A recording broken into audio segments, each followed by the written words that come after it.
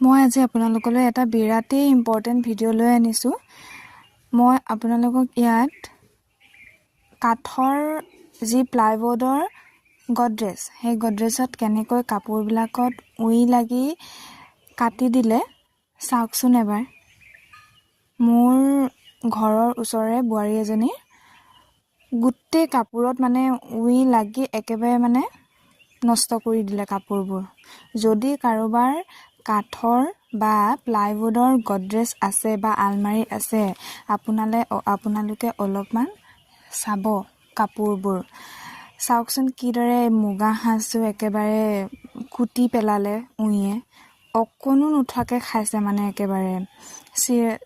তাই চায়ে থাকে মাজে মাজে, তথাপিতো কেতিয়া সোমালে তাই গমেই নাপালে। ইমান বেয়া লাগিছে কাপোৰকেইযোৰ এনেকৈ কুটা দেখি। চাওকচোন বাৰু।